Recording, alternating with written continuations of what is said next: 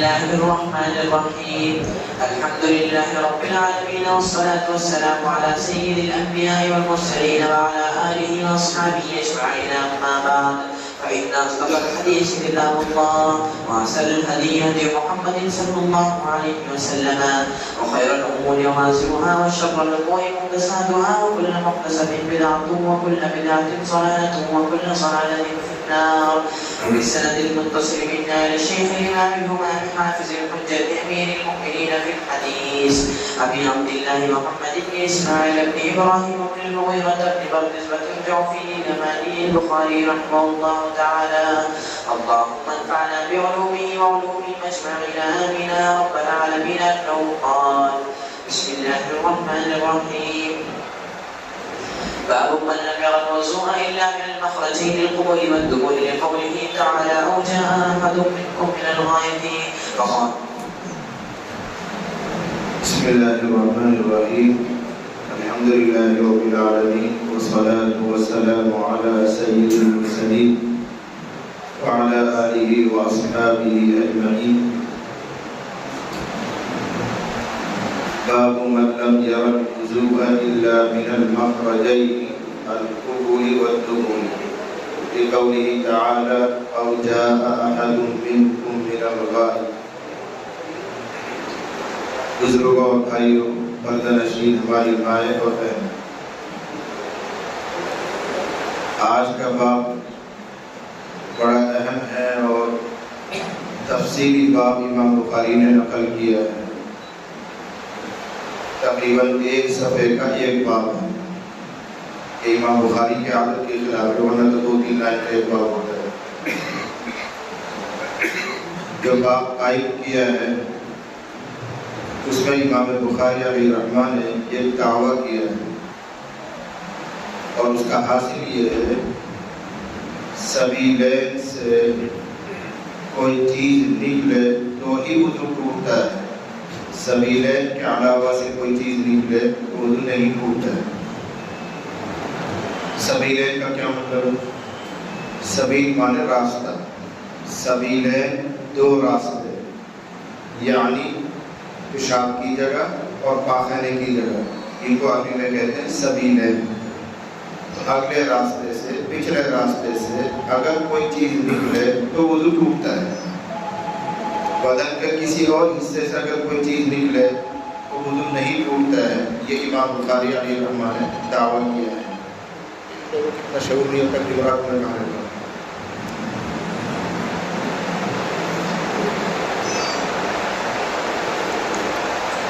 اس سلسلے میں پہلے اصول آپ کو سمجھنا ہے، ضابطہ آپ کو سمجھنا ہے. احناف کے یہاں اصول یہ ہے: بدن کے کسی بھی حصے سے کوئی ناپاکی نکلے تو وضو ٹوٹ جائے. اگلے پچھلے راستے کے ساتھ خاص نہیں ہے، پورے بدن کے کسی بھی حصے سے کوئی ناپاکی نکلے تو وضو ٹوٹ جائے. چاہے وہ اگلی شرمگاہ سے نکلے، پچھلی شرمگاہ سے نکلے، پیٹ میں سے نکلے، ہاتھ سے نکلے، ناک میں سے نکلے، بدن کے کسی بھی حصے سے کوئی ناپاکی اگر نکلے، لفظوں کو یاد رکھنا، ناپاکی. بدن کے کسی بھی حصے سے کوئی ناپاکی نکلے تو وضو ٹوٹ جائے گا. اور اگر بدن کے کسی حصے سے کوئی پاک چیز نکلے تو وضو نہیں ٹوٹتا. چاہے وہ اگلی شرمگاہ سے نکلے، پچھلی شرمگاہ سے نکلے، یا بدن کے کسی اور حصے سے نکلے، لیکن نکلنے والی چیز اگر پاک ہے تو اسے وضو نہیں ٹوٹے. مثلا منہ میں سے تھوک نکلتا ہے، آنکھ سے آنسو نکلتا ہے، ناک میں سے ریٹ نکلتی ہے، یہ پاک چیزیں ہیں. ویسے چاہے گناہی چیزیں ہوں لیکن پاک چیزیں ہیں. ان چیزوں کے نکلنے سے وضو ہمارے یہاں نہیں ٹوٹے، اس لیے یہ پاک ہے.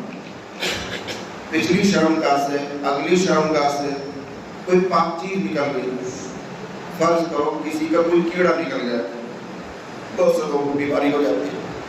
اگر وہ کیڑا نکلا اور اس کیڑے کے اوپر ظاہری کوئی نجاست لگی ہوئی نہیں، بس صاف ستھرا کیڑا نکل آیا تو وضو نہیں ٹوٹے گا.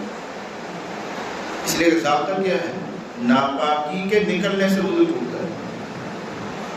پاک چیز اگر نکل رہی ہے، چاہے وہ نیچے کے راستے سے نکلے یا بدن کے کسی حصے سے نکلے، پاک چیز کے نکلنے سے وضو نہیں ٹوٹتا. یہ ہمارے یہاں اصول.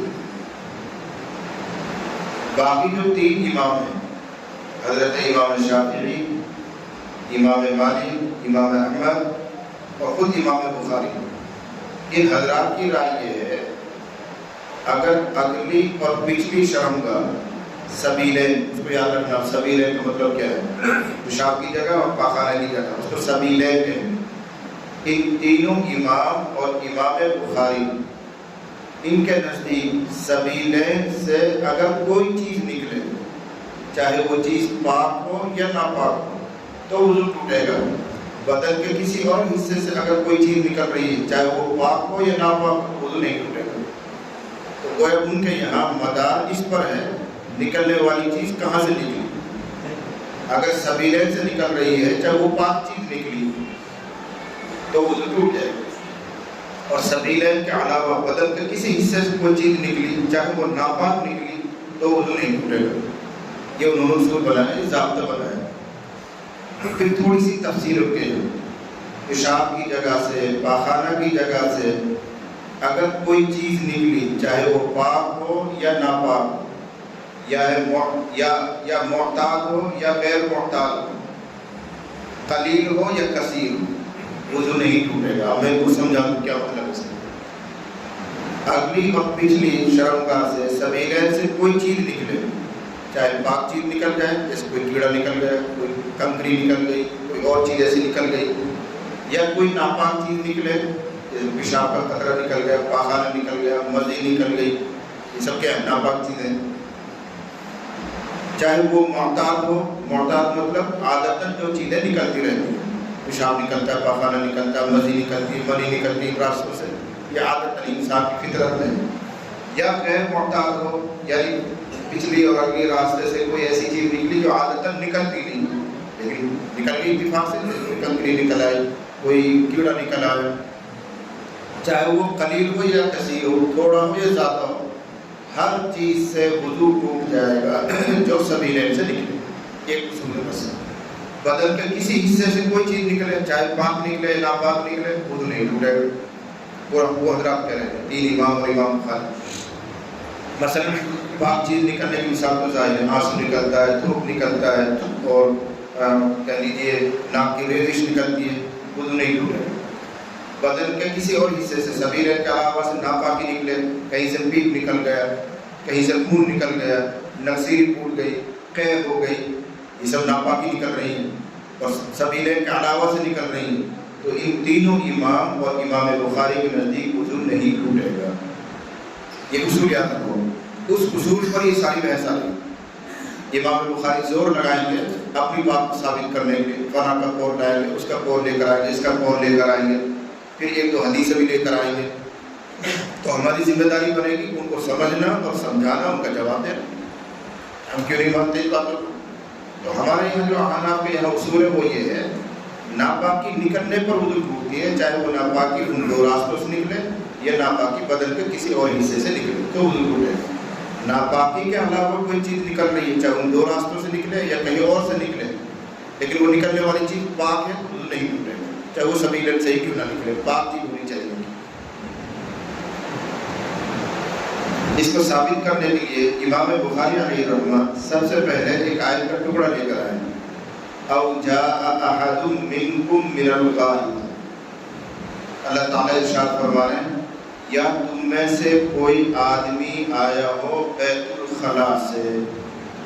اوپر اللہ تعالیٰ نے اس آیت میں اوپر اللہ تعالیٰ نے وضو کا اور غسل کا حکم بیان فرمایا۔ اب یہاں سے اللہ تعالیٰ ارشاد فرما رہے ہیں ان چیزوں کو جن سے وضو ٹوٹ جاتا ہے، اس کے ذکر میں ایک پڑا ہے، او جاء احد منکم من الغائط، یا تم میں سے کوئی آدمی بیت الخلا سے آیا ہو تو اس کا وضو ٹوٹ جائے گا۔ اور بیت الخلا میں کیا چیز نکلتی ہے اور کہاں سے نکلتی ہے سب سمجھتے ہیں، پیشاب نکلتا ہے، پاخانہ نکلتا ہے اور 2 راستوں سے نکلتا ہے۔ امام بخاری کا بس ان 2 راستوں سے جو چیز نکلے گی اس سے ٹوٹے گا وضو، اس لیے کہ اللہ نے ان کا ذکر کیا۔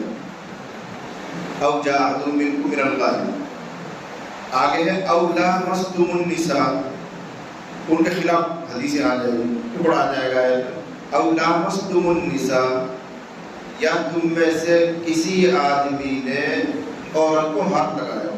ان کے نزدیک ترجمہ یہ امام بخاری اور تینوں اماموں کے نزدیک، یا تم میں سے کسی آدمی نے عورت کو ہاتھ لگایا تو وضو ٹوٹ جائے.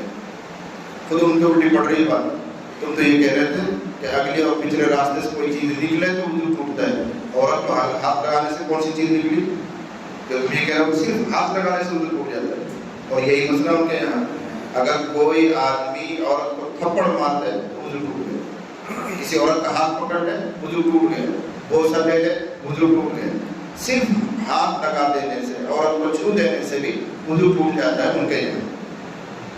اور ان کا خیال یہ ہے کہ دونوں ٹکڑوں میں او جاء احد منکم من الغائط او لامستم النساء، ان دونوں ٹکڑوں میں اللہ تعالیٰ نے نواقض وضو کو بیان کرنا ہے. جن چیزوں سے وضو ٹوٹ جاتا ہے ان چیزوں کا بیان ہے.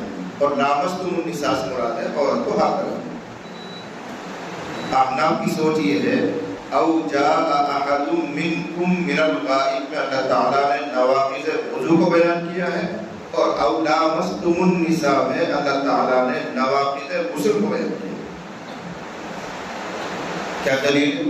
اس لیے اوپر دو چیزوں کا ذکر آیا، وضو کا بھی اور غسل کا بھی. جب نواقض کا بیان چلا تو دونوں کے نواقض کا بیان آنا چاہیے. صرف وضو کے نواقض کا بیان آئے اور غسل کے نواقض کا بیان نہ آئے یہ تو کلام ادھورا ہو جائے. اللہ کا کلام تو مکمل ہے. ادھر وضو کا بیان بھی ہے، غسل کا بیان بھی ہے. تب اللہ تعالیٰ کو یہ تفسیر بھی بیان کرنی چاہیے وضو کس سے ٹوٹتا ہے اور غسل کس سے ٹوٹتا ہے. لیکن آپ کی تشریح اگر مان لیں، آپ کی تفسیر اگر مان لیں تو آیت میں صرف بیان ہے وضو توڑ دینے والی چیزوں کا، غسل توڑ دینے والی چیزوں کا تذکرہ آپ کی تفسیر کے مطابق نہیں.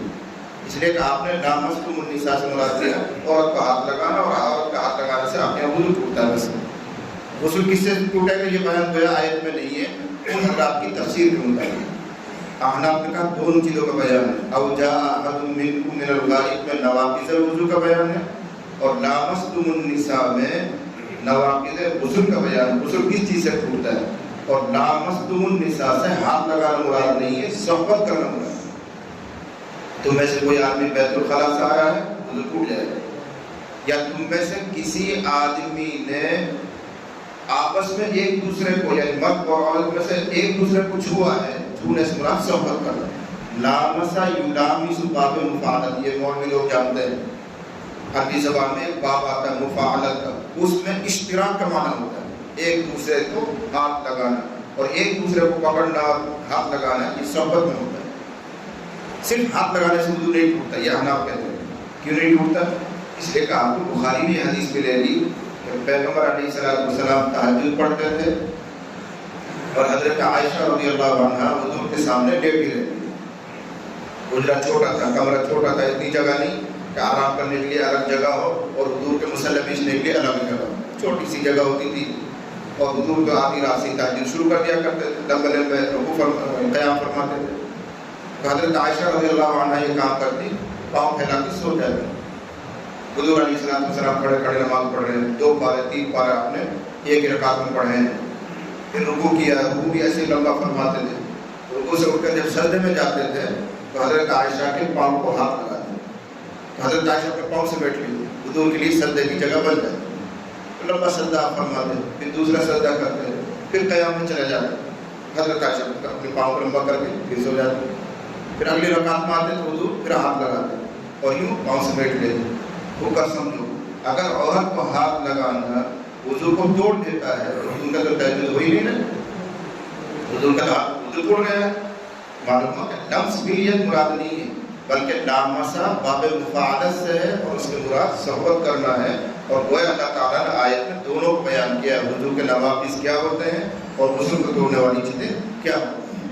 لیکن امام بخاری نے دلیل میں ہی پیش کیا، دیکھو او جاء احد منکم من الغائط آیا ہے اور اس سے یہ سمجھ میں آتا ہے کہ پیشاب پاخانے کے راستے سے کوئی چیز نکلتی ہے تو وضو ٹوٹتا ہے، کہیں اور سے کوئی چیز نکلے تو وضو نہیں ٹوٹتا. یہ بیان کہاں ہے؟ اپنی طرف سے اضافہ کیوں کر رہے ہیں؟ اس کو ہمارے یہاں کہتے ہیں مفہوم مخالف کا ہمارے یہاں اعتبار نہیں ہوتا. چونکہ طلبہ علماء اس وقت آتے ہیں اشارہ، ہمارے یہاں مفہوم مخالف کا اعتبار نہیں. جو نص میں صریح ہے، صراحت کے ساتھ آئی ہوئی وہ دلیل بنے گا. اس کے خلاف کیا سمجھ میں آتا ہے وہ دلیل نہیں بنتی. بہرحال انہوں نے یہ آیت کے ٹکڑے سے اپنی دلیل ثابت کرنی چاہیے. اس کے بعد چند لوگوں کے اقوال لے کر آ رہے ہیں، فلاں نہیں فرمایا، فلاں نہیں فرمایا، فلاں نہیں فرمایا، اور ثابت کیا کرنا چاہیں گے کہ اگلی پچھلی راستے سے سبیلین سے پیشاب پاخانے کی جگہ سے کوئی چیز نکلے گی تو وضو ٹوٹے گا، بدن کے کوئی اور حصے سے اگر چیز نکلتی ہے تو وضو نہیں ٹوٹے گا. یہ ثابت کرنا چاہیں گے ان اقوال کے ذریعے. مثلا حضرت عطا کا قول ہے، وقال عطا، حضرت عطا نے فرمایا، تابعی ہے، فی من یخرج من دبرہ الدبر، جس شخص کی دبر سے مراد ہے پاخانے کا راستہ، جس آدمی کے پاخانے کے راستے سے الدبر کوئی کیڑا نکلا، او من ذکری، یا اگلے راستے سے پیشاب کی جگہ سے نکلا، کیا وہی کیڑا، نحو القملۃ، جوں جیسی کوئی چیز نکلی، ایک مثال دی، جوں یا کوئی اور چیز اگلے راستے سے نکلی، پچھلے راستے سے کوئی کیڑا نکلا، تو حضرت عطا نے فرمایا ہے یعید الوضوء، کہ وہ وضو کو لوٹائے. یعنی اگلے پچھلے راستے سے اگر کوئی پاک چیز بھی نکل گئی تو وضو ٹوٹ گیا. حضرت عطا نے کہا ہے، یہ امام بخاری نے کہا ہے. دعویٰ کیا تھا؟ سبیلین سے کوئی چیز نکلے، چاہے وہ پاک ہی نکلے، وضو ٹوٹ جائے گا. دیکھو کیڑا نکل رہا ہے اور فرض کرو کہ وہ پاک ہے، تو حضرت عطا یہ کہہ رہے ہیں وضو کرنا پڑے گا، اس مطلب یہ وضو ٹوٹ گیا. دو جواب. پہلا جواب یہ، حضرت عطا تابعی ہیں، کوئی صحابی نہیں، اور تابعی کے قول کی پیروی کسی مجتہد پر ضروری نہیں. امام اعظم ابو حنیفہ رحمۃ اللہ علیہ مجتہد ہے، وہ خود شریعت پر غور فکر کر کے مسئلے بنانے والے ہیں، اس کو کہتے ہیں مجتہد. اور مجتہد پر تابعی کے قول کو ماننا ضروری نہیں ہے. صحابی کا قول ماننا پڑے گا، رسول کا قول ماننا پڑے گا، تابعی کا قول ماننا کوئی ضروری نہیں. تابعی یعنی حضرت عطا خود بھی ایک مجتہد ہیں، امام اعظم بھی ایک مجتہد ہیں، اور ایک مجتہد پر دوسرے مجتہد کی رائے کو ماننا کوئی ضروری نہیں. عطا کی ایک رائے ہے، امام اعظم پر ضروری نہیں ان کی رائے کو مانیں. دوسرے، امام اعظم ابو حنیفہ رحمۃ اللہ علیہ کے مذہب میں، احناف کے مذہب میں یہ تفصیل ہے کہ اگر پیشاب کے راستے سے، پاخانے کے راستے سے کوئی کیڑا نکلا اور اس پر ذرہ برابر معمولی سے معمولی کوئی نجاست لگی ہوئی ہے، وضو ٹوٹ جائے گا. ہمارے یہاں بھی ٹوٹ جائے گا. اب حضرت عطا نے جو یہ بات فرمائی ہے کہ کسی کے پچھلے راستے سے اگلے راستے سے کیڑا نکلا تو نیا وضو کرے، اس صورت کے لیے حضرت عطا نے کوئی قول کہہ بیان نہیں کی. تو ہم بھی کہہ سکتے ہیں کہ یہ قول ہمارے یہاں بھی معتبر ہے. اگر اس کیڑے پر کوئی نجاست لگی ہوئی ہے وضو ٹوٹ جائے. کیڑا نکلنے سے نہیں ٹوٹ رہے، نجاست کی وجہ سے وضو ٹوٹ گیا. تو ہمارے خلاف نہیں ہے قول. تو ہمارے اوپر عطا کی بات کو ماننا کوئی ضروری نہیں. وہ بھی ایک تابعی ہے، امام صاحب بھی ایک تابعی ہے، وہ بھی ایک مجتہد ہیں، امام صاحب بھی ایک مجتہد ہیں. اور اگر کسی درجے میں دلیلیں بھی کہو، حضرت عطا نے اگر یہ بات کہی ہے اس کو ہم نہیں مانتے. اگر کیڑا نکلا اس پر ہر کسی ذرہ برابر کیا بالکل معمولی درجے کوئی نجیس ہے تو ناپاک ہونے کی وجہ سے وہ ٹوٹ جائے. اس کے بعد حضرت جابر بن عبداللہ کا قول لے کر آئے، یہ اقوال لے کر آنے. دعویٰ کیا اس کو ذہن میں رکھنا، اگلے پچھلے راستے سے کچھ بھی نکلے چاہے پاک یا ناپاک وضو ٹوٹتا ہے. یہ تین حضرات کہہ رہے ہیں، امام بخاری، امام شافعی، امام مالک، امام احمد یہ کہہ رہے ہیں. ہم یہ نہیں کہتے، ہم یہ کہتے ہیں ناپاکی نکلنی چاہیے، اور صرف اگلے پچھلے راستے سے نہیں، پورے بدن میں کہیں سے کوئی ناپاکی نکلے گی وضو ٹوٹ جائے. یہ دعوت ذہن میں رکھ کر ہم ان چیزوں کو سنتے ہیں. حضرت جابر رضی اللہ عنہ صحابی ہیں، وہ کہتے ہیں اذا ضحك في الصلاة اعاد الصلاة ولم يعد الوضوء. حضرت جابر نے فرمایا جب کوئی آدمی نماز میں ہنس دے تو نماز کو لوٹائے، وضو کو نہ لوٹائے. نیا وضو کرنا ضروری نہیں ہے، نماز ٹوٹ گئی. سمجھ میں آ گیا؟ حضرت جابر کیا کہہ رہے ہیں، اگر کوئی آدمی نیت باندھنے کے بعد ہنس پڑا تو نماز تو ٹوٹ گئی، وضو نہیں ٹوٹے گا.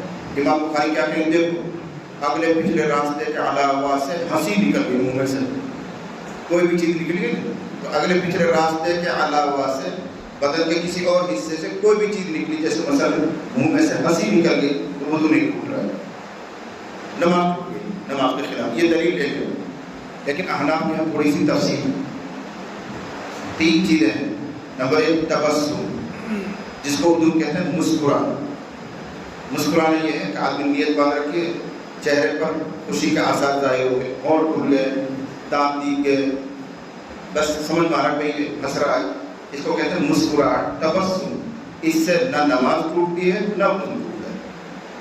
چار نیت میں نماز کی حالت میں کوئی مسکرا پڑا، صرف ہونٹ کھل گئے، دانت بہت سے نظر آ گئے اور سب دیکھنے والے سمجھ لیا کہ یہ ہنس رہا ہے، تو اس سے نہ وضو ٹوٹتی ہے نہ نماز. اس سے اوپر کا درجہ ہے ضحک عربی میں، اور اردو اس کو کہتے ہیں ہنسنا، اور اس کا مطلب یہ ہوتا ہے کہ ہلکی سی آواز بھی نکلی، لیکن اتنی آواز نمازی آدمی نے خود وہ اپنی آواز سنی، دوسرے دائیں بائیں جو لوگ کھڑے ان کو نہیں سنائی، اتنے ہنسنے کو عربی میں کہتے ہیں ضحک، دانت کھل گیا، ہونٹ بھی کھل گئے، ہلکی سی ایسی نکل گئی جو خود سے نے سن لی دوسرا نہیں سن پا رہا، اس کو ہنسنا عربی میں کہتے ہیں۔ اس سے نماز ٹوٹ جاتی ہے، وضو نہیں کرتا۔ اسے اوپر تیسرا درجہ ہے کہہ کہا لگانا، کھل کھلا کے ہنسنا اردو میں کہتے ہیں، کہہ کہا عربی میں ہے اور اردو کہتے ہیں کھل کھلا کے ہنسنا، اتنی زور سے ہنسنا دو چار آدمیوں نے بھی آواز سن لی، سب نے سن لی، اتنی زور سے ہنسا تو اس سے نماز بھی ٹوٹ جائے گی، وضو بھی ٹوٹ جائے گی۔ اب کیا کہہ رہے ہیں؟ حضرت جابر نے یوں کہا ہے اگر کوئی آدمی نماز میں ضحک کر دے یا ہنس دے تو اس کی نماز ٹوٹ جاتی ہے، نیا وضو کرنے کی ضرورت نہیں ہے۔ ہم کہیں گے یہ حضرت جابر کا قول ہمارے خلاف بھی نہیں، ہم بھی یہی کہتے ہیں تبسم سے وضو بھی نہیں ٹوٹے گا، نماز بھی نہیں ٹوٹے گی، اور ضحک سے نماز ٹوٹ جاتی ہے، وضو نہیں ٹوٹے گی، ہمارے یہاں بھی ہے۔ اور رہ گئے یہ مسئلہ کہ کہہ کہا لگانے سے وضو بھی ٹوٹ جاتی ہے، اس کے لیے 11 حدیثیں، 11 حدیثیں، 4 مرسل روایتیں ہیں اور 7 مسند یعنی مرفوع روایتیں ہیں، اور علامہ عینی علیہ الرحمٰن نے عمدۃ القاری میں وہ 11 کی 11 حدیثیں نقل کی، یعنی احناف نے جو مسئلہ بنایا ہے وہ بغیر حدیث کے نہیں، اس کے پیچھے 11 حدیثیں ہیں۔ تو کہہ کہا لگانے سے وضو بھی ٹوٹتا ہے، نماز بھی ٹوٹتی ہے، اور صرف ہنس دینے سے نماز ٹوٹ جاتی ہے، وضو نہیں ٹوٹتا، اور مسکرا دینے سے دونوں چیز نہیں ٹوٹتی۔ یہاں دلیل میں لے کر آیا حضرت جابر کا قول، حضرت جابر یہ کہتے ہیں اگر کوئی آدمی ہنس دے تو نماز تو ٹوٹ گئی، وضو نہ لوٹائے۔ اس سے معلوم ہوا کہ پیشاب اور پاخانے کے راستے کے علاوہ سے کہیں سے کوئی چیز نکلے تو وضو نہیں ٹوٹتا۔ ہنسی نکل گئی منہ میں سے، دیکھو وضو نہیں ٹوٹ رہا، کہنا ہمارے یہاں نہیں ٹوٹتا، اس سے یہ قول ہمارے خلاف تھوڑی ہے۔ وقال الحسن، حسن بصری نے فرمایا، دعوی بھی رہتے ہیں ذہن میں، حسن بصری نے فرمایا ان اخذ من شعره او اظفاره او خلع خفيه فلا وضوء علیہ۔ حسن بصری علیہ الرحمہ تابعی، بڑے محدث بھی ہیں اور بڑے صوفی بھی ہیں، انہوں نے 3 مسئلے بیان کیے۔ حسن بصری کہہ رہے ہیں اگر کسی آدمی نے اپنے بال کاٹ لیے، سر کے بال، یا اپنے ناخن تراش لیے، یا خفین چمڑے کے موزے پاؤں میں سے نکال دیے، فلا وضو علیہ، تو اس پر نیا وضو نہیں ہے۔ یہ میں نے ترجمہ کیا، اس کی تفصیل سمجھو۔ کسی آدمی نے وضو کیا اور مسح کرنے کے لیے سر کے بالوں پر ہاتھ پھیرا، وضو ہو گیا، اس کے بعد نائی کے پاس جا کے بیٹھا اور سر کے بال بنوا دیے، چاہے گنجائی کروا دیا ہو چاہے چھوٹے کروا لیے ہو، تو کیا وضو ٹوٹ جائے گا؟ جواب یہ کہ نہیں ٹوٹے گا۔ حالانکہ عقل کے اعتبار سے وضو ٹوٹنا چاہیے، اس لیے کہ جن بالوں پر ہاتھ پھیرا کر مسح کرنے کے لیے وہ بال تو اکھڑ گئے تو وضو ٹوٹ جانا چاہیے، لیکن مسئلہ یہ ہے کہ وضو نہیں ٹوٹے گا، یہ مسئلہ ہے۔ ان اخذ من شعرہ، اگر کسی آدمی نے اپنے بال لے لیے یعنی بال بنوا لیے مسح کرنے کے بعد، وضو کرنے کے بعد، تو بال کٹوانے سے وضو نہیں ٹوٹے گا، یہ مسئلہ ہمارے یہاں۔ امام بخاری دلیل لے کے دیکھو، بدن اگلے پچھلے راستے کے علاوہ کہیں سے کوئی چیز نکلے تو وضو نہیں ٹوٹتا، یہاں کیا چیز نکلی؟ کچھ بھی نہیں نکلا، لیکن دودھ کی پتلی کہاں سے لے کر آ رہے ہیں کہ کم سے کم یہ تو نکلا، نئی چونچ نظر آئی، بات بیچ میں سے بال کٹے تو وہ ظاہر تو ہوئے، نئی چیز ظاہر ہو، یہ نکلنا ہو پہلے نہیں، تو ایک قول ہمارے خلاف نہیں، اس لیے ہماری یہاں پہ نظر یہی ہے۔ او اظفارہ، یا کسی آدمی نے ناخن بنا لیے، وضو کر لیا، وضو کا ناخن تراش لیا اور پھر ناخن کاٹ لیے، وضو نہیں ٹوٹے، ہمارے یہاں نہیں ٹوٹے۔ امام بخاری دلیل لے کے جب ناخن کاٹا تو نئی چیز نکل آئی اندر سے، جب دوسری نکلے گی دوسرا ناخن نظر آئے گا آپ کو، اندر سے نئی چیز نظر آ گئی، بدن یعنی اگلے پچھلے راستوں کے علاوہ بدن کے کسی حصے سے کوئی چیز نکلی، وضو نہیں ٹوٹا۔ آپ کہیں گے یہ تو ہمارے یہاں کی، اسے تو ہمارے یہاں وضو نہیں ٹوٹتا، یہ قول پہ ہمارے خلاف نہیں۔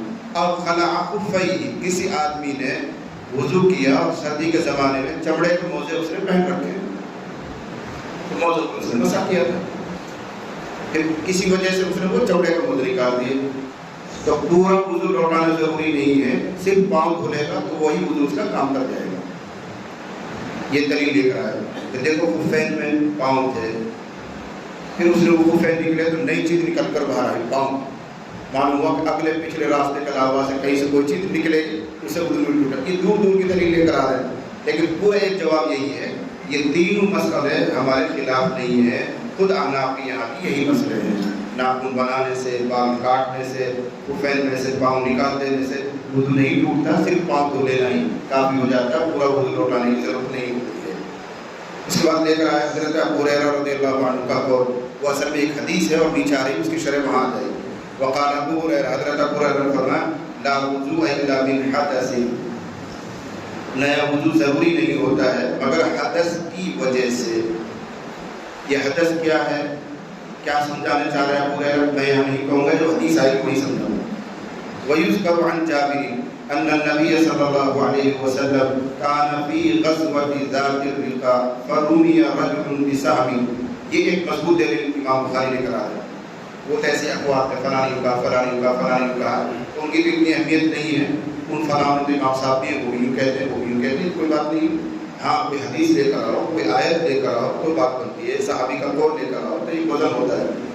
یہاں پر ایک حدیث لے کر آیا اپنے دعوت ثابت کرنے کے لیے کہ شرمگاہ, اگلے پچھلی شرمگاہ کے علاوہ بدن کے کسی حصے سے اگر کوئی ناپاکی بھی نکلے تو وضو نہیں ٹوٹتی. اس کے لیے ایک حدیث لے کر آیا. حدیث تو لمبی ہے, اس کا صرف حوالہ دیا ہے. حضرت جابر رضی اللہ عنہ سے مروی ہے, میں ترجمہ کر رہا ہوں پھر تفصیل سناؤں. نبی علیہ السلام غزوہ ذات الرقاء میں تھے, بس ایک صحابی کو تیر مارا گیا اور خون ان کا نکلا. فرکع وسجد ووضع فی صلاتی, ورکوع سجدہ کرتے رہے اور اپنی نماز انہوں نے پوری کی. ایک واقعہ ہے, کسی جنگ سے حضور علیہ السلام واپس آ رہے ہیں اور جنگل میں کسی جگہ قیام فرمایا اور رات کو قیام کیا, اجنبی جگہ قیام کیا ہے. تو آپ علیہ السلام نے دو صحابہ کی ڈیوٹی لگائی. سامنے جو پہاڑ ہے اس پہ ایک گھاٹی ہے, پہاڑ کا راستہ, تم لوگ وہاں رہو رات میں اور جاؤ, نگرانی کرو, کہیں ایسا نہ ہو کہ پہاڑ کی پرلے طرف سے دشمن ہمارے پر حملہ کرتے اور ہم سوتے ہوئے ہوں اور سونے کی حالت میں ہمارے پر ٹوٹ پڑے ہوں. کسی کو پتہ بھی نہیں چلا کس نے تم وہاں رہو, دائیں بائیں آگے پیچھے بھی دیکھتے رہنا, ہمیں بھی دیکھتے رہنا, ادھر سے کوئی دشمن آیا تو اطلاع کر دو. وہ دو صاحب میں چلے گئے پہاڑ پر, باقی سارے صحابہ سو گئے. ان دو صحابی میں سے ایک نے کہا یار مجھے تو تھکان سی ہو رہی ہے, تو دوسرے ساتھی نے کہا تم بھی سو جاؤ, میں اکیلا گھوم لوں گا, تم یہی سو جاؤ, گھاٹی نہیں, میں اکیلے دیکھ کر رہوں گا. چنانچہ وہ بھی سو گئے. ایک ساتھی انہوں نے کہا میں جاؤں گا, آپ تھوڑی دیر آرام کریے. تو انہوں نے ادھر ادھر چاروں طرف نگرانی کی اور دیکھا کوئی نہیں ہے. 2 رکعت نماز نفل نیت باندھی, وہ اللہ جو ہوتے تھے کو اسی میں دلچسپی, وہی انہوں نے پہاڑ پہ نیت باندھی. دشمن کہیں تاپ میں بیٹھا ہوا تھا, کوئی ایک آدمی دشمن, اس نے دیکھا کہ 2 یہاں پہرے دار آئے تھے, ایک سو گیا, ایک نے نماز کی نیت باندھ لی. تو موقع غنیمت سمجھ کے اس نے دور سے نشان لگایا, تیر مارا. جو صحابی نماز پڑھ رہے تھے ان کو ایک تیر لگا, خون نکلا, پھر دوسرا تیر مارا, پھر خون نکلا. لیکن وہ صحابی اپنے نماز میں مست, وہ نماز کو توڑ نہیں رہے. پھر تیسرا لگا, چوتھا تیر لگا, پتہ نہیں کیا تیر لگے, اس قدر خون نکل گیا اب ان سے کھڑا رہنا برداشت نہیں. تب جا کے انہوں نے رکوع کیا, سجدہ کیا, جلدی سے نماز پوری کی, پھر ساتھی کو جگایا. جب وہ چہل پہل سی ہوئی اس نے اس کو جگایا تو وہ دشمن دیکھ کے بھاگ گیا. یہ ایک واقعہ میں نے آپ کو بتایا. اس میں امام بخاری علیہ رحمہ کہہ رہے ہیں کہ دیکھو اس کو تیر لگ رہے ہیں, خون نکل رہا ہے اور پھر بھی وہ نماز پڑھتے جا رہے ہیں, حالانکہ خون ناپاک ہوتا ہے. بس معلوم ہوا ہگنے کی اور پیشاب کرنے کی جگہ کے علاوہ کہیں سے اگر ناپاکی بھی نکلے تو وضو نہیں ٹوٹتا. تبھی تو ان کی نماز چل رہی تھی. اگر وضو ٹوٹ جاتا ہے ناپاکی کے نکلنے سے تو وہ صحابی نماز کیوں پڑھ رہے ہیں؟ ایک بات مضبوط لے کر آئے ہیں. لیکن ہماری طرف سے اس کا جواب یہ ہے, خود امام بخاری سے بھی اور تینوں اماموں سے بھی, کہ ٹھیک ہے وہ خون نکلا, جب وہ خون نکلا بدن سے کپڑوں پہ بھی لگا, تر بتر ہو گئے ہوں گے, اور مکھی کے سر کے برابر بھی اگر خون کپڑے پر لگ جائے تو بھی حضرات کے نزدیک نماز نہیں ہوتی. خون نکلنا وہ وضو کو نہیں توڑے گا, لیکن خون ناپاک ضرور ہے. اگر مکھی کے سر کے برابر بھی خون کہیں لگ جائے, ناپاکی لگ جائے, تو حضرات کے یہاں نماز نہیں ہوتی. اب ہمارا ان سے سوال یہ ہے, وہ خون چاہے نکلا اس سے وضو نہیں ٹوٹا, لیکن کپڑوں پہ تو تر بتر ہو گیا ہوگا, وہ کیسے نماز پڑھ رہے تھے, ان کی نماز تو ہوگی نہیں, آپ کے نزدیک بھی کپڑے ناپاک ہو گئے ہیں. اصل یہ ہے یہ عشق کی نماز ہے. نماز عشق تھی، اور نماز عشق کا مسئلہ ہی الگ ہے. انہوں نے اس طرف توجہ ہی نہیں کی مجھے تیر لگ رہے ہیں، مجھے خون نکل رہے ہیں، میرا یہ ہاتھ ہو رہا ہے. جب ان صحابی کو انہوں نے جگایا تھا ساتھی کو، تو انہوں نے کہا اللہ بندے پہلے جگانا چاہیے. ان کا میں نے ایک ایسی صورت شروع کر رکھی تھی کہ ختم کرنے سے پہلے میرا جی نہیں چاہ رہا تھا میں نماز پڑھی کروں. سورہ کہف پڑھ رہے تھے اور قرآن پڑھتے ہوئے ایسے مست ہو رہے تھے ان کا جی نہیں چاہ رہا، تیر لگ رہا تھا، لگنے دے پہلے یہ صورت پوری کروں. وہ تو عشق کے درجے کی نماز تھی. اگر نماز کا مسئلہ اٹھاتے ہو، مسئلہ کے اعتبار سے اعتراض آپ پر بھی ہوگا کہ ان کے کپڑے در بدر ہو گئے، خون سے ناپاکی لگ گئی، تو نماز کیسے ہو رہی تھی؟ تو آپ یہی جواب دیں گے ان کو اس کا ہوش نہیں تھا. ہم یہ کہیں گے ایک قدم بڑھ کے ان کو اس کا بھی ہوش نہیں تھا کہ خون نکل رہا میرا وضو ٹوٹ گیا ہے، اور نماز عشق تھی اس لیے یہ دلیل نہیں بن سکتی.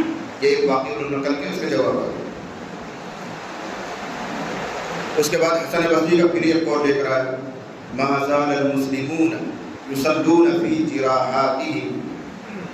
صحابہ کرام اپنے زخموں کے ساتھ نماز پڑھتے تھے جنگوں میں. لڑائی چل رہی ہے، جنگ چل رہی ہے، تلوار کر رہے ہیں، زخم آ رہے ہیں، تیر پہ تیر لگ رہے ہیں، اور اسی ہاتھ میں نماز پڑھا کرتے تھے. بس معلوم ہوا پیشاب پاخانے کے علاوہ کہیں سے اگر کوئی ناپاکی بھی نکلے تو وضو نہیں ٹوٹتا. امام بخاری کہتے ہیں.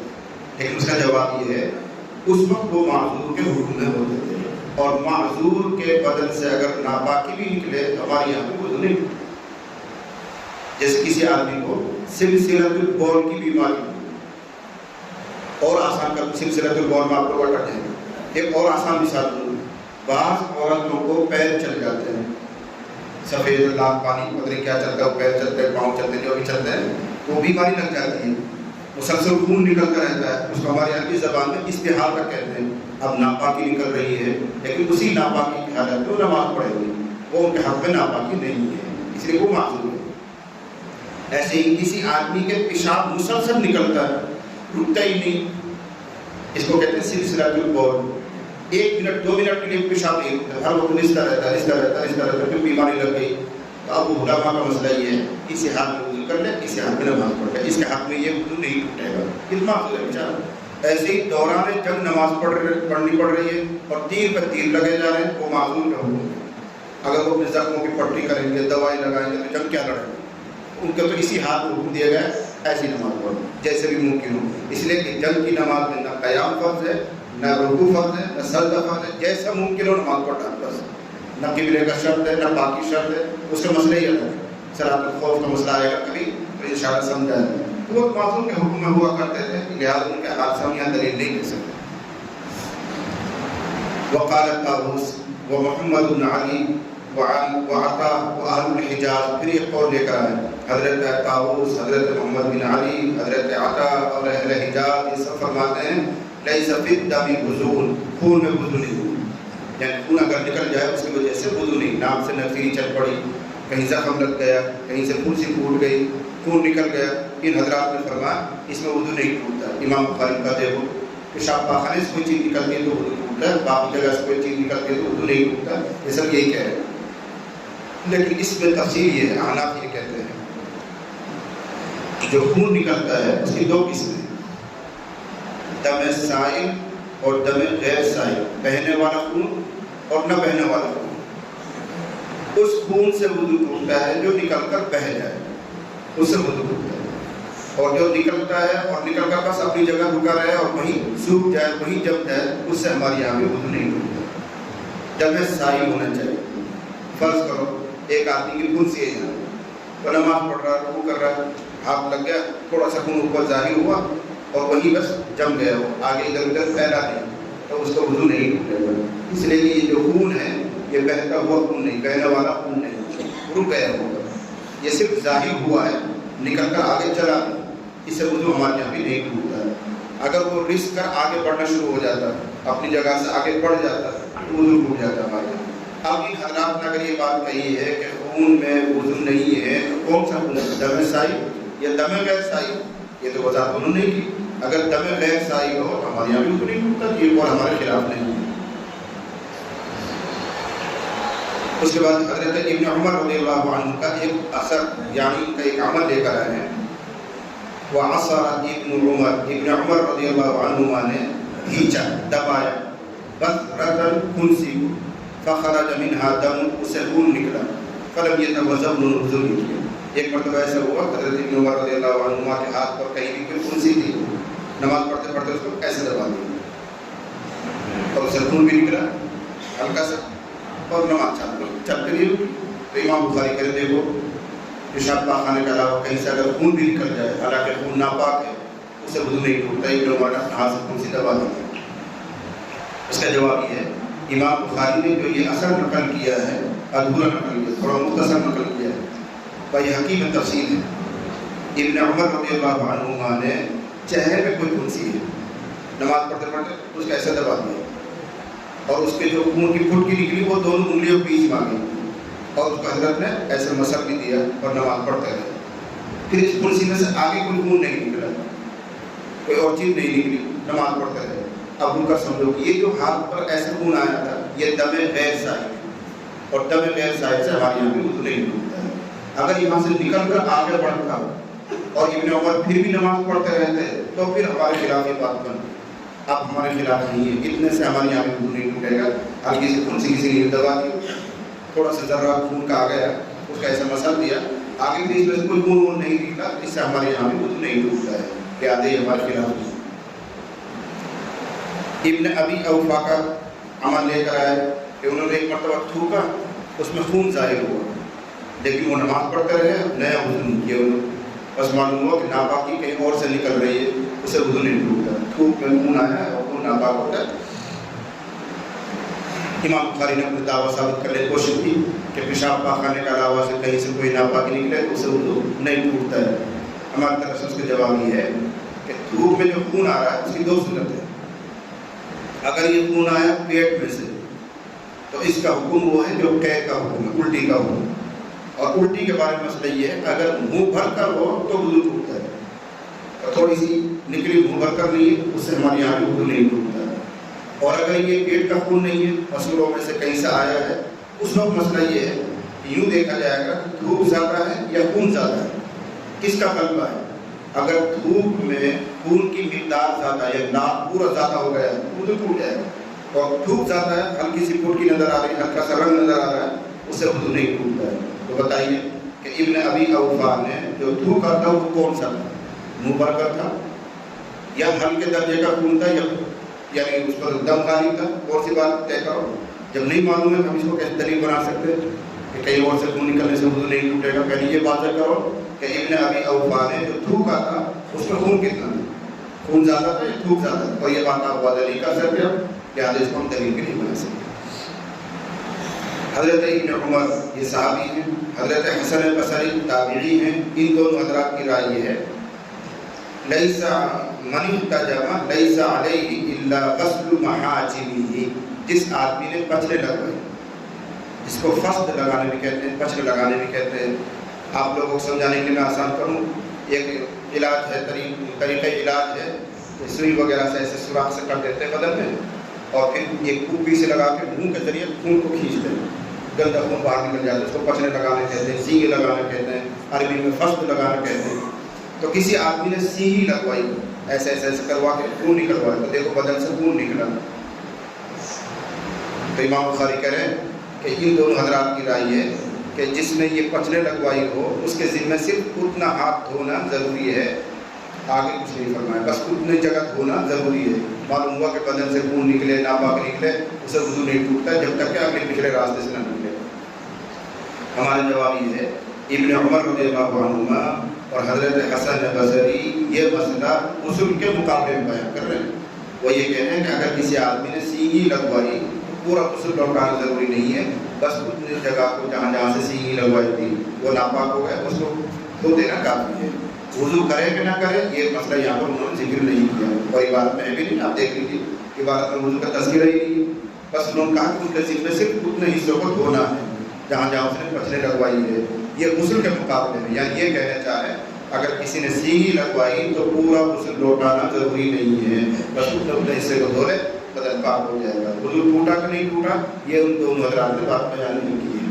یہ اتنے سارے اقوال لے کر آئے امام بخاری رحمہ اللہ اپنی اس بات کو ثابت کرنے کے لیے اور فخر کرنے کے لیے کہ پیشاب پاخانے کے راستے سے اگر کوئی چیز نکلتی ہے تو ہی وضو ٹوٹتا ہے. بدن کے کسی اور حصے سے اگر کوئی چیز نکلے چاہے وہ ناپاکی ہی ہو اسے وضو نہیں ٹوٹتا. اس چیز کو ثابت کرنے کے لیے اتنے سارے اقوال اور فلاں کا اثر یہ لے کر آئے. لیکن شروع میں نے آپ کو ضابطہ بتا دیا. آپ کو اپنا مذہب یاد رکھنے کے لیے یہ ضابطہ یاد رکھنا ہے، بدن کے کسی حصے سے کوئی ناپاکی نکلے تو وضو ٹوٹے گا. ہمارے بدن کے کسی حصے سے کوئی ناپاکی نکلے، بس اب جب پیشاب کا راستہ ہو، پاخانے کا راستہ ہو یا بدن کا کوئی حصہ ہو، ناپاکی اگر نکل گئی تو وضو ٹوٹ جائے گا، نہیں تو نہیں ٹوٹے گا. اب یہ خون وغیرہ کہیں سے نکل رہا ہے بدن میں، نزیل ہو رہی ہے، خون سی بس نکل کے بہہ جائے، زخم لگ جائے اس میں سے نکل کے بہہ جائے، سب میں وضو ٹوٹ جائے گا. کسی کو قے ہو جائے، قے ناپاک ہے، وضو ٹوٹ جائے گا. ان سب صورتوں میں ہمارے یہاں ٹوٹ جائے گا. جی. وقال عطاء في من يخرج من دبره يندو يوم ذكره نحو القبلة يعيد الوضوء. وقال جابر بن عبد الله إذا ذلك في الصلاة أعاد الصلاة ولم يعيد الوضوء. وقال الحسن إن أخذ من شعره وإصبعه فلا خفيه فلا وضوء عليه. وقال أبو هريرة لا وضوء إلا من حدث. ويذكر عن جابر أن النبي صلى الله عليه وسلم كان في غزوة ذات الرقاع فرمي رجل بسهم فنزفه الدم فركع وسجد ونظر في صلاته. وقال ما زال المسلمون يصلون في جراماتهم. وقال طاووس محمد بن علي وعطاء أهل الحجاز ليس بالدم وزور. وعصر بن عمر بصرة فخرج منها دم فلم يتوضأ. وبزق ابن أبي أوفى دما فمزع في صلاته. وقال ابن عمر والحسن في من احتجم ليس عليه إلا غسل محاجبه. اوپر میں نے کہا کہ حضرت ابو ہریرہ نے فرمایا کہ وضو واجب نہیں ہوتا مگر حدث سے. آگے حدیث آ رہی ہے، وہاں وضاحت کروں گا، وہ حدیث آ رہی ہے. حدیث کو سنو.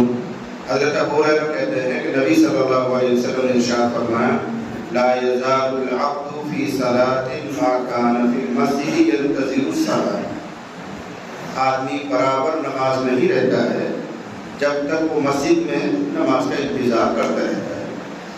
یعنی ثواب اس کو ملنا شروع ہو جاتا ہے، چاہے نماز نہ پڑھ رہا ہو لیکن نماز کے انتظار میں بیٹھا ہو تو حکماً وہ نماز میں اللہ تعالیٰ کی طرف سے اس کو ثواب مل رہا ہے.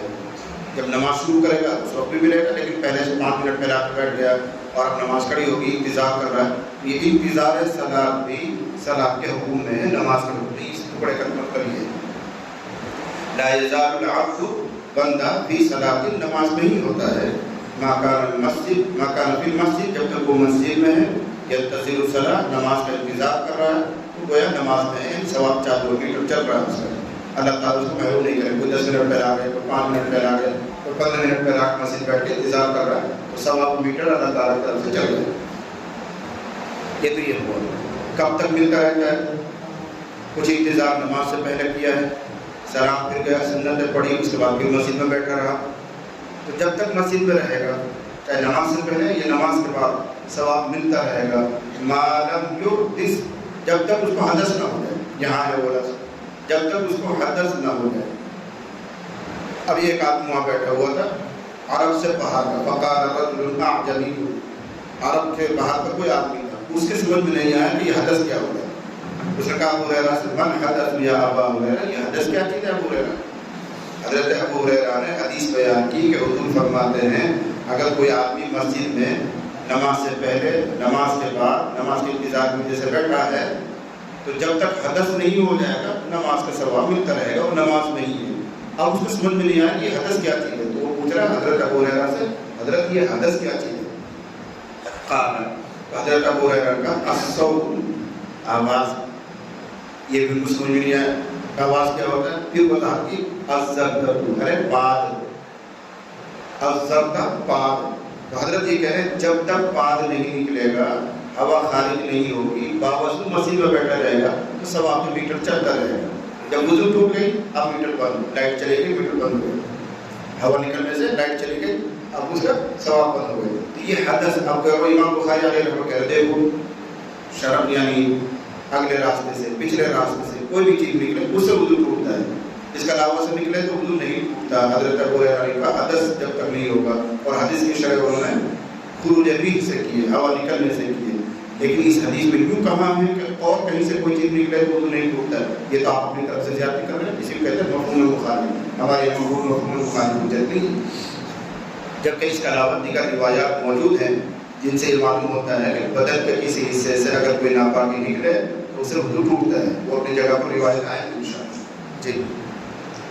وبه قال حدثنا آدم بن أبي إياس قال حدثنا ابن أبي ذئب قال حدثنا سعيد المقبري عن أبي هريرة قال قال رسول الله صلى الله عليه وسلم لا يزال العبد في صلاة ما كان في المسجد ينتظر الصلاة ما لم يحدث. وقال رجل عجمي من حدث يا أبا هريرة قال الصوت يعني الصرفة. پھر ایک اور حدیث لے کر آئے ہیں حضرت عباد بن تمیم، اور وہ اپنے چچا سے وہ نبی علیہ السلام سے نقل کر رہے ہیں کہ آپ نے ارشاد فرمایا لا ينصرف حتى يسمع صوتا او يجد ريحا. ایک مسئلہ حضور نے بیان کیا کہ ایک آدمی نماز پڑھ رہا ہے، پھر اس کو شبہ ہوا ہوا تو نہیں نکل گئی، ریح تو نہیں نکل گئی، بات تو نہیں نکل گئی، ایسا شبہ سا ہو رہا ہے. تو حضور نے ارشاد فرمایا وہ نہ دوڑے، اپنی نماز پڑھتا رہے جب تک آواز نہ سن لے یا بدبو محسوس کرے. یہاں سے فقہاء نے قاعدہ بیان کیا کہ شک کی وجہ سے وضو نہیں ٹوٹتا ہے جب تک پکی اور یقینی بات نہ ہو جائے. جب تک بہت سے لوگوں کو قطرہ نکلنے کا شبہ ہو جاتا ہے، بہت سے لوگوں کو ریح نکلنے کا شبہ ہو جاتا ہے، کبھی کبھی آدمی کا پیٹ خراب ہوتا ہے اور ہوا گھومتی رہتی ہے، بالکل دور تک آتی ہے واپس ہوا پر چڑھ جاتی ہے، تو اس موقع پر شک سے ہوتا ٹوٹ تو نہیں ہے وضو، تھوڑا بہت ہوا باہر تو نہیں نکل گئی ہے. حضور نے فرمایا جب تک آواز نہ سن لو، جب تک بدبو محسوس نہ کر لو، اس وقت تک شک کی وجہ سے نماز کو چھوڑ پڑ کر ہو جائے گی شک کی وجہ سے. اس سے قاعدہ بنایا الیقین لا یزول بالشک. یہ فقہ نے قاعدہ بنایا اور فقہ میں لکھا ہوا الیقین لا یزول بالشک. جو چیز یقینی ہے وہ شک کی وجہ سے ختم نہیں ہو. آپ وہاں سے وضو کر کے مسجد میں آئیں تو آپ کا وضو یقینی چیز ہے. اب ریح نکلی کہ نہیں نکلی ایک شک ہو رہا ہے، اس شک کی وجہ سے وہ یقینی بات ختم نہیں کی جائے گی جب تک اس کے مقابلے میں پورا یقین نہ ہو جائے. ایسے ہی کہ آپ قسم کھا سکتے ہیں، ہاں اللہ قسم ٹوٹ گئی، اتنا مضبوط یقین جب تک نہیں ہوگا اس وقت تک وضو ٹوٹنا نہیں مانا جائے گا. محض شک کی وجہ سے وضو نہیں ٹوٹے. یہ مسئلہ وضو میں بیان جی. وبه قال حدثنا ابو الوليد قال حدثنا ابن عيينة عن الزهري عن عباد بن تميم عن عمه عن النبي صلى الله عليه وسلم قال لا ينصرف حتى يسمع صوتا او يجد ريحا. ایک تیسری حدیث لے کر آئے محمد بن الحنفیہ سے روایت ہے قال قال علی. حضرت علی رضی اللہ عنہ کا ایک تفصیلی قصہ ہے کہ امام بخاری نے بہت مختصر اور شارٹ روایت نقل کی ہے. میں اس کی تفصیل آپ کو سنا دوں تاکہ اچھی طرح مضمون سمجھ لوں. اس سے پہلے آپ نے سمجھنا ہے مرد کی اگلی شرمگاہ سے 4 ناپاکیاں نکلتی ہیں. مرد کی اگلی شرمگاہ سے پیشاب کی جگہ سے 4 ناپاکیاں نکلتی ہیں. پیشاب اس کو سب جانتے ہیں.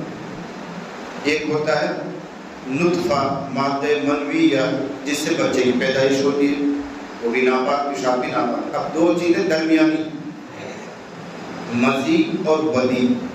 مزی اور ودی.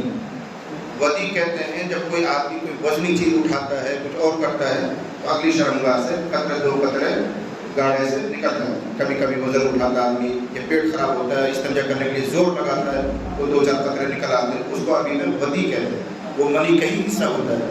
پیٹ میں دباؤ پڑنے کی وجہ سے، مثانے میں دباؤ پڑنے کی وجہ سے قطرہ 2 قطرہ نکل آتا ہے. یہ بھی ناپاک ہوتا ہے.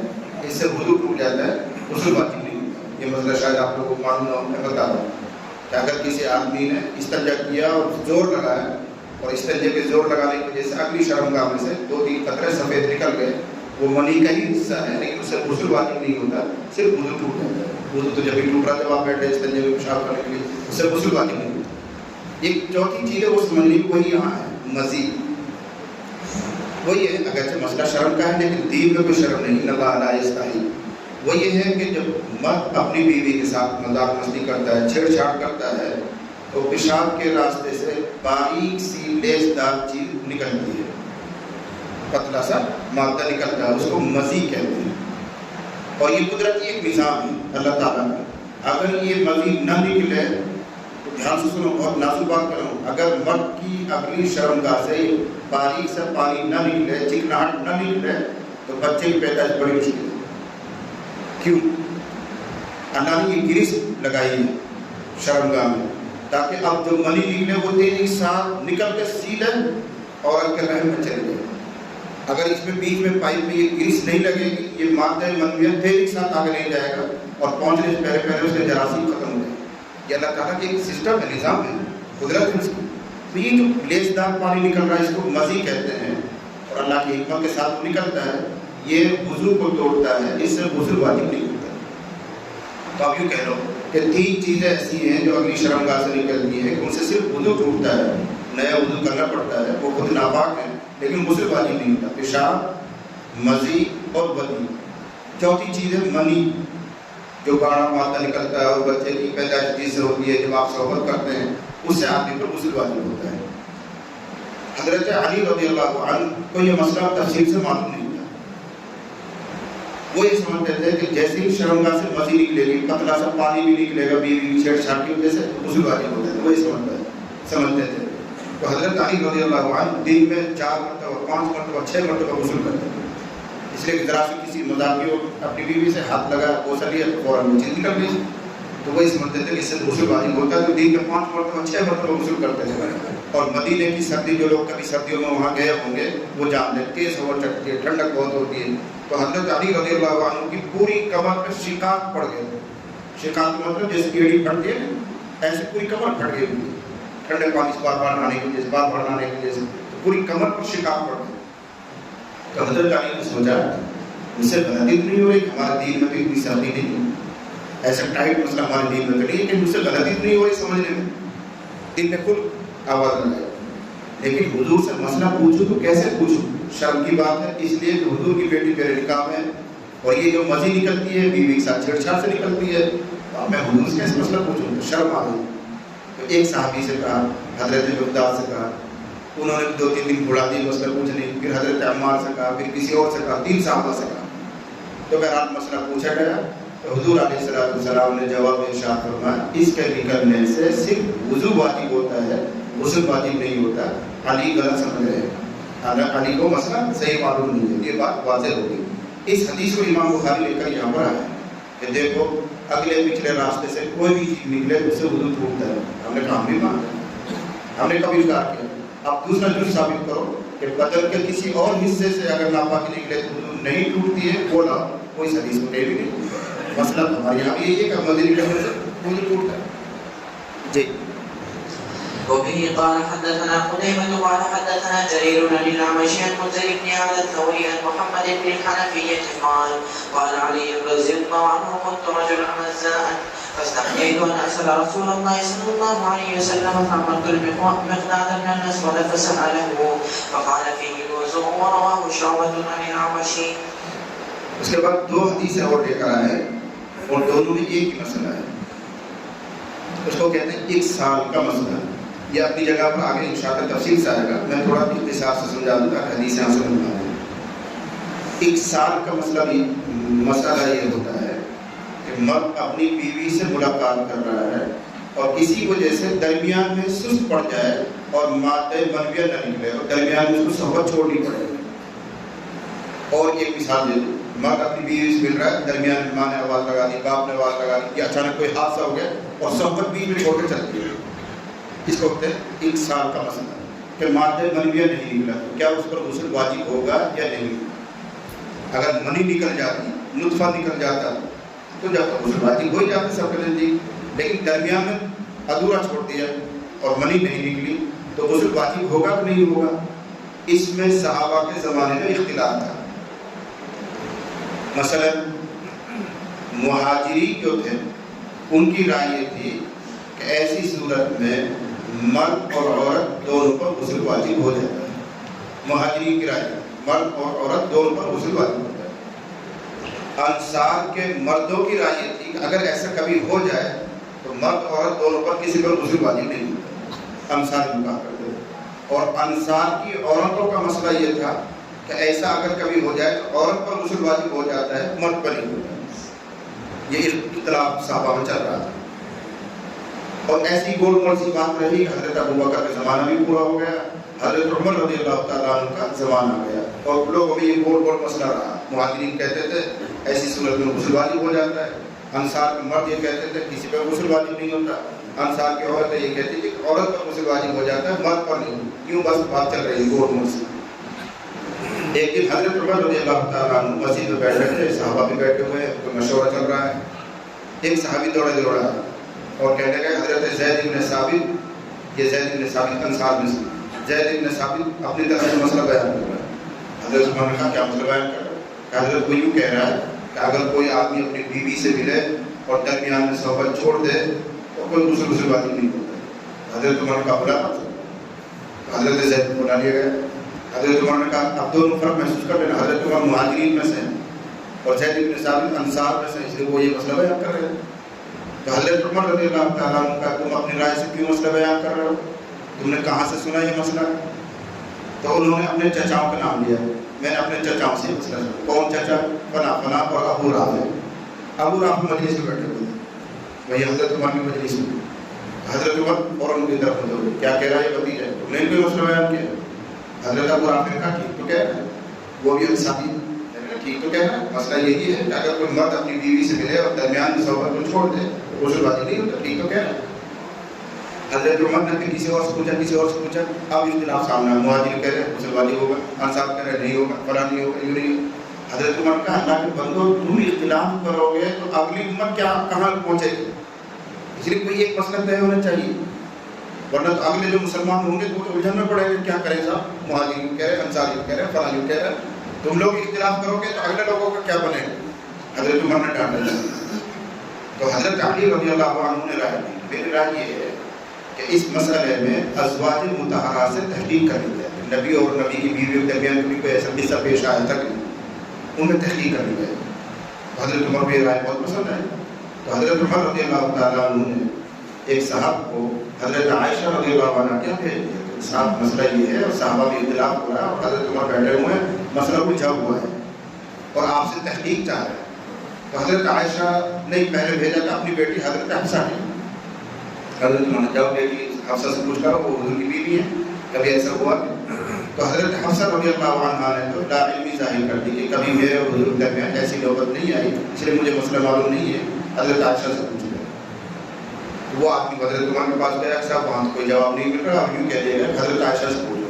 حضرت عمر نے کہا جاؤ حضرت عائشہ کے پاس. اب حضرت عائشہ کے پاس ہو رہا ہے اور جا کے ساری نوعیت سے ایسا اختلاف ہو رہا ہے صحابہ میں. حضرت عمر بیٹھے ہوئے ہیں، بات پھنس گئی ہے، اس لیے آپ سے مسئلے کی تحقیق کرنے کے لیے آئے.